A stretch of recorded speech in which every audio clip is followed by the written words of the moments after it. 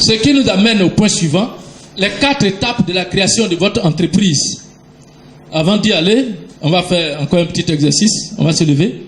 On ne se lève pas comme ça pour se jeter sur le terrain. Il y a des étapes.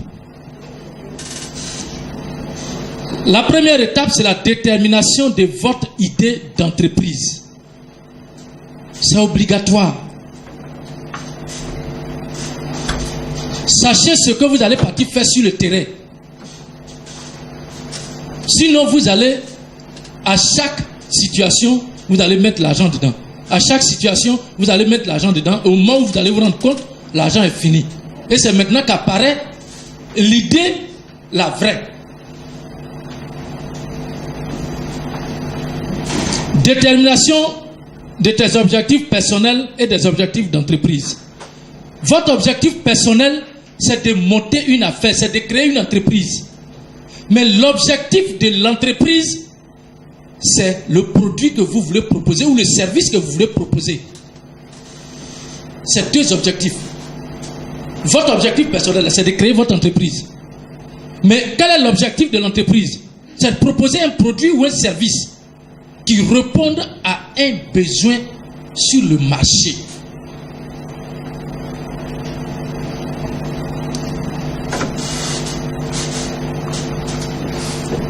Auto-évaluation en tant qu'entrepreneur. Il faut vous évaluer vous-même. Voir un peu vos capacités, vos forces, vos faiblesses. C'est dans la deuxième phase du projet. Là, il y a, comme la formation se fait sur 3 jours, je vous donnerai les détails. Là, il y a un test d'auto-évaluation là-bas. Là, vous, une fois que vous l'avez fait, vous savez un peu exactement qui vous êtes. Et puis, ça vous permet de corriger le tir au fur et à mesure que vous allez avancer. Rechercher et sélectionner une idée d'entreprise. Il y a des méthodologies également pour le faire. Pour choisir une idée d'entreprise, si vous en avez 2 ou 3, ce qu'il faut faire, vous soumettez au caprice du marché. C'est-à-dire que mon idée, je vais vendre des ignames. Je suis par exemple à Cocody.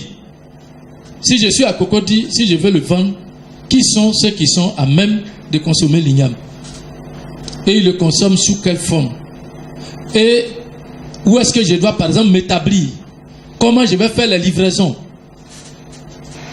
On se pose toutes ces questions. Si vous vous rendez compte que là, il n'y a pas de possibilité de faire, aussi bien au niveau de l'emplacement que même des prix, ou bien du produit lui-même, qui ne rencontre pas vraiment l'assentiment des gens, vous abandonnez. Moi, je suis par exemple dans un domaine, je fais ce qu'on appelle les accessoires de maison. Et je fais les sets de maison, les sets de table, les chemins de table, les nappes de table, les plaids de fauteuil, je fais tout ça. Mais moi-même, je sais pertinemment que mon produit, je ne peux pas le vendre ni à Bobo, ni à Yopougon. Parce que ma maman qui se trouve à Bobo ou à Yopougon n'a pas besoin d'une table comme ça pour manger. Mais elle va prendre ma nappe qui coûte peut-être 30 000 là, pour aller faire quoi? Ça pour faire quoi? Il n'y a pas de fauteuil. Ce sont des chaises ordinaires. Elle va prendre les plaids de fauteuil là pour faire quoi? Donc ça veut dire que si je m'établis à Yopougon, c'est un échec préparé par moi-même. Donc une idée d'entreprise, on la soumet à ces épreuves-là avant de faire le choix. Il ne s'agit pas de dire, moi je sais que ça va marcher. C'est ce que tout le monde dit. Moi je sais que ça va marcher. Mais est-ce que c'est toi qui vas consommer ton produit? Voilà la question. Moi je sais que ça va marcher. C'est toi qui le dis. Mais moi qui suis en face de toi, je te dis que ce produit-là, la couleur sous laquelle tu présentes, moi je ne prends pas. Ça ne m'intéresse pas. Je veux la couleur bleue, toi tu as la couleur rouge. Ça veut dire que tu as déjà des chèques. Ça ne passe pas. Pour vous dire qu'une idée d'entreprise, il faut toujours faire un effort pour mener une étude autour de ça. On va y arriver. Le choix préliminaire d'une approche de lancement et d'une forme juridique appropriée. Quand vous avez votre idée d'entreprise, si vous pensez que vous allez vraiment y aller, posez-vous la question, est-ce que je dois y aller seul ou bien je vais aller avec quelqu'un? C'est-à-dire, est-ce que je vais aller à l'association avec quelqu'un? On est beaucoup égoïstes en Afrique. On n'aime pas trop les associations. L'expérience se trouve au niveau des artistes. Ils s'associent quand ils sortent le premier disque. Quand l'argent commence à venir, qu'est-ce qui se passe? Ça s'éclate. Tout le monde s'en va. Chacun va dans sa direction parce qu'ils oublient que ils oublient que c'est quand on se met ensemble qu'on devient fort. Comme le disent nos parents au village, c'est quand vous faites... enfin, vous essayez de bien ficeler votre lèvre que vous réussissez à mettre le vrai son. Ensuite, la deuxième étape, c'est la collecte de l'information et la rédaction du plan d'affaires. Le plan d'affaires peut ne pas être volumineux. Aujourd'hui, aux États-Unis, il y a certains consultants, certains qui ont pu faire même les plans d'affaires à une seule page. C'est très synthétique. Quand on fait les concours de plans d'affaires, c'est un peu comme ça qu'on prend d'ailleurs les candidats. Parce que quand vous venez pour présenter votre produit, votre entreprise, votre idée d'entreprise, nous on vous donne juste 4 minutes pour présenter et puis 4 minutes de questions. Rien qu'avec la présentation, en 4 minutes, on sait si votre affaire va marcher ou pas. Parce qu'il y a des leviers, il y a des éléments qui sont dedans qu'on voit. Et c'est par rapport aux informations qui sont autour. Il s'agit de faire l'étude de marché et concevoir une stratégie marketing. L'étude de marché, chaque fois que quelqu'un veut mener une activité, quand on leur parle de l'étude de marché, les gens pensent que c'est une perte de temps. Mais c'est là que ça se trouve. Vous risquez d'investir de l'argent inutilement dans un projet et puis à terme, vous avez tout perdu. Et quand vous perdez tout, vous savez ce que ça veut dire. Beaucoup de gens n'ont pas le courage de se relever de là. Donc il faut faire un effort pour mener une étude de marché. C'est pour ça que à la fin de la formation, on vous mettra à disposition les fiches projets pour que vous puissiez vous sentir différent de ceux qui ne sont pas venus. L'exploitation, l'étude et détermination d'un système de fonctionnement. Comme je l'ai dit, si vous êtes en association ou bien vous êtes seul, vous pouvez aller en entreprise individuelle. Il y a aussi maintenant entreprise individuelle, mais sous forme de société à responsabilité limitée. Et vous avez aussi, si vous êtes 2 ou 3, vous pouvez vous mettre aussi en société à responsabilité limitée, mais en groupe. Tout ça, vous le déterminez. Comment vous allez exploiter. Les finances. Vous voyez, c'est maintenant qu'on parle des finances. C'est lorsque vous avez tous ces éléments que vous pouvez maintenant l'évaluer. Évaluer ces éléments pour savoir combien il vous faut pour investir. Mais quand on parle de créer une entreprise, tout le monde parle de financement. Mais tu n'as pas d'idée. De façon précise. Mais qu'est-ce que tu vas financer? Qu'est-ce que tu vas financer? Oui. Sur l'étude de marché. Alors, vous notez. Parce que quand je vais finir, je serai là, vous aurez droit à la parole. Il va y avoir des échanges entre nous. Ça, c'est la première partie. Donc, vous notez tout ce que vous avez comme préoccupation. Vous notez. Quand on finit, vous aurez dans la parole. Et puis, on va échanger. Les lois, études et ententes liées au permis, au contrat d'affaires. Alors, on a mis ça parce que il y a certaines personnes qui se lancent dans des domaines où il faut forcément une autorisation ministérielle. Vous ne pouvez pas vous lever pour exploiter une boulangerie sans avoir une autorisation. Vous ne pouvez pas aller exploiter une mine sans avoir une autorisation. Il y a plusieurs produits comme ça. Même les produits phytosanitaires, je crois qu'il y a des agréments qu'il faut avoir auprès de certaines, je ne sais pas si c'est auprès du ministère, et puis voilà, il y a certaines structures. C'est pour ça qu'on a précisé ça. Troisième étape, c'est la mise sur pied de l'entreprise, c'est l'organisation. Vous voyez, on va étape par étape. Vous êtes passé par l'idée, vous avez fait l'étude de marché, vous voyez que ça commence à prendre forme. Donc ici, vous allez vous établir véritablement. Enregistrement au registre de commerce, aux impôts et à la CNPS, je vous en prie, cette étape-là, ne vous précipitez pas pour faire ça avant. Parce que c'est ce que beaucoup ont fait. On a certains qui ont pris 800 000, ils sont allés donner à un notaire pour faire des statuts. Et puis après, ils viennent voir le banquier ou bien le bailleur pour dire on a besoin d'argent pour créer notre entreprise. Ça, on vous dit vous n'êtes pas prêt. On n'investit pas 800 000 pour faire rien que des statuts d'une société alors que vous n'avez même pas la société elle-même naissante. On peut faire les statuts sous signe privé, c'est-à-dire qu'entre vous, vous vous associez, vous rédigez, et puis après vous allez voir un notaire pour valider. Obtention des autorisations nécessaires. Donc ici, quand vous avez fait, par rapport à la loi, s'il y a certaines autorisations qu'il faut, vous les avez à partir d'ici. Parce que vous passez à la phase établissement effectif de votre entreprise. Ouverture d'un compte en banque et dépôt du capital investi. Je vous en prie. Il y a des gens qui créent entreprise et puis ils n'ont pas de compte en banque. Ils préfèrent rester dans l'informel. Ça n'arrange pas les choses. On a des microfinances maintenant qui sont là pour nous aider. On n'est pas à dimension banque commerciale qui nous fatigue, mais les microfinances sont là, dans les quartiers. C'est quand vous épargnez qu'on peut aussi vous donner un peu. C'est l'épargne qui appelle l'argent qu'on doit vous donner. Quand on dit qu'on prête aux riches, de façon schématique, c'est ce que ça veut dire. Tu n'as pas l'argent chez quelqu'un, tu lui demandes de te donner de l'argent. Et ça respecte aussi la philosophie au niveau religieux. C'est quand on donne qu'on reçoit. Vous ne donnez pas, vous voulez qu'on vous donne. Donnez, vous allez recevoir. Mettez un peu là-bas, on va multiplier peut-être ça par 2 pour vous donner.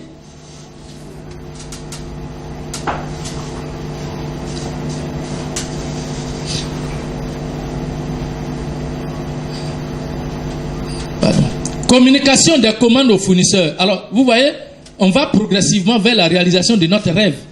La première étape, on a eu l'idée. Après, on a fait l'étude de marché. On s'est rendu compte que notre idée est validée par le marché. On passe maintenant à l'étape de la mise en place effective. Et on est arrivé là, on est maintenant prêt à lancer nos commandes auprès des fournisseurs. Ensuite, l'aménagement des locaux de l'entreprise. Alors, ici, il y a des gens qui commettent des erreurs. Ils aménagent tout, et puis c'est maintenant, ils s'en vont faire les autres étapes. Mais vous voulez que vous avez payé la caution, vous payez le loyer, vous payez l'électricité pendant que l'entreprise même n'existe pas encore. J'ai connu une femme qui, comme elle avait les moyens, pendant 1 an, il y a un local de 200 000 qu'elle paye. L'entreprise, elle tourne, n'arrive pas à faire démarrer l'entreprise, mais le local est là. Parce qu'elle n'a pas la formation pour suivre les étapes. Recrutement et embauche du personnel. Il y a des gens, quand vous allez commencer à créer, comme je l'ai dit là, c'est la maman, mon fils vient. Il ne faut pas oublier ton petit frère. Et puis, vous notez déjà, il y a ta belle fille est là. Il ne faut pas faire, tu vas voir la mésentente entre vous. Vous notez. Mais pendant ce temps, vous-même, vous n'avez même pas encore commencé à travailler. Non. C'est maintenant qu'il faut recruter le personnel et c'est sur la base de leurs compétences liées au cœur de votre activité. Ne recrutez pas pour faire plaisir à quelqu'un. Ça ne se fait pas. Une entreprise, c'est un peu comme un bébé qui naît. Une maman qui porte la grossesse pendant 9 mois, qui accouche le bébé, on prend soin de ça. Donc on n'amène pas n'importe qui pour venir laver le bébé. Non, ça ne se fait pas.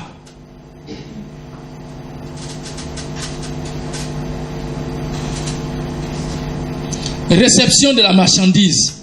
On commence à se sentir chef d'entreprise. C'est ici. On commence. La marchandise arrive. Publicité d'ouverture. Vous allez vous présenter maintenant. Je suis maintenant dans votre quartier.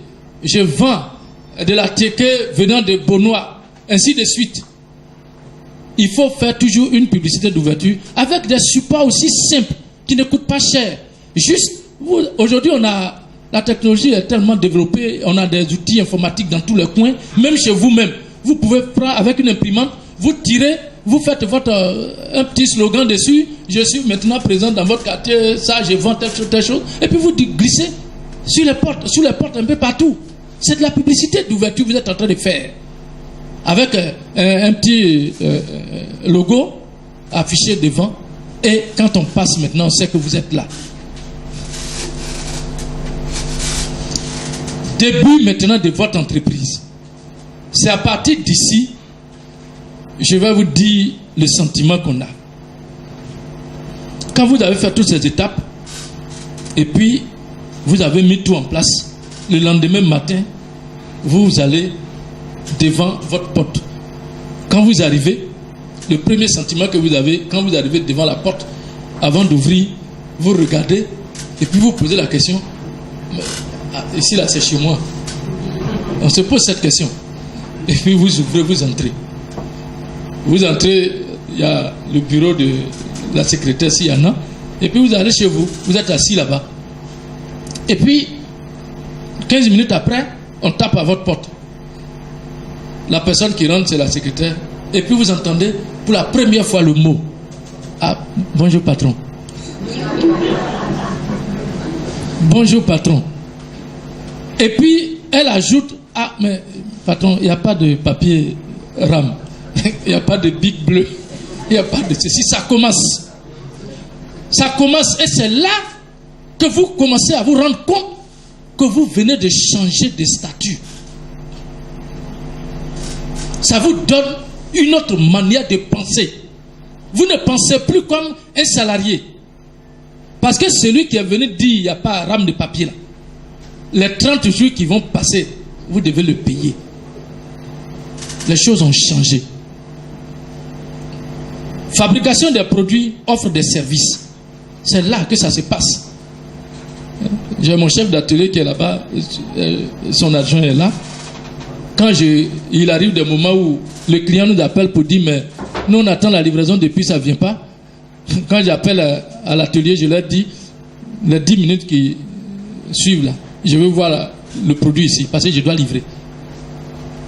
C'est ici, ça se passe. Là vous êtes en pleine activité. Rencontre des clients. Alors je le disais, quand vous commencez votre activité, vous avez plusieurs casquettes. Vous êtes directeur commercial, directeur général, directeur des ressources humaines, directeur marketing. Vous êtes tout. Vous devez rencontrer les clients. Il faut les fidéliser avant de déléguer ce rôle à quelqu'un d'autre. C'est important. On a des gens qui créent des entreprises, quand ils ouvrent les portes, ils sont assis, ils attendent que ce soit les jeunes filles ou bien des jeunes gens qui partent vers les clients. Non, ce n'est pas la bonne méthode. Ce n'est pas la bonne méthode. Vous devez créer une relation étroite pour créer dans votre entreprise ce qu'on appelle la culture d'entreprise. C'est-à-dire que vous allez créer une sorte de règle de conduite, de comportement pour que vos employés puissent suivre ça. Autrement dit, le matin vous arrivez, vous suivez tout ce que vous avez comme relation clientèle, vous les appelez, juste même pour leur dire bonjour. Je disais aux femmes qui font par exemple la coiffure, mais dans le mois, les femmes qui sont passées, notez toujours leur numéro de téléphone. Et puis, au début du mois, vous prenez votre téléphone, vous appelez, alors bonjour tanti, comment ça va? Non, c'est juste pour vous dire bonjour, c'est la coiffeuse là. Continuez comme ça, vous allez voir comment vous allez fidéliser vos clients. C'est des petites choses qui nous manquent. Et ce sont ces petites choses qui construisent des grandes choses après. L'enregistrement des recettes. L'argent en train de rentrer. Vous vendez maintenant. Donc vous avez un cahier de recettes. Tu regardes, alors, mais il a acheté pour combien? C'est 200 000, non? Ah d'accord, ok. Et c'est le reçu là. Et puis vous notez. Mais là, ah patron, on dirait que c'est 1 million, il veut. Hein. Et vous commencez à trembler. Ça commence à aller. Donc c'est ça. C'est ça, le bonheur qu'on a à créer une telle entité. Le renouvellement des commandes. Si quelqu'un est venu payer un produit chez vous, il est parti, il n'est plus revenu, ça veut dire qu'il y a quelque chose qui ne va pas. Une entreprise est créée pour la pérennité. Et pour que cette pérennité existe, il faut qu'il y ait un renouvellement des commandes par les clients. Donc si un client vient payer, il s'en va, il ne revient pas, soit parce que votre produit n'a pas pu satisfaire son besoin, Soit parce que vous avez mal servi le client en termes de relation clientèle, quand il est venu, il a été mal accueilli, ou bien beaucoup d'autres choses.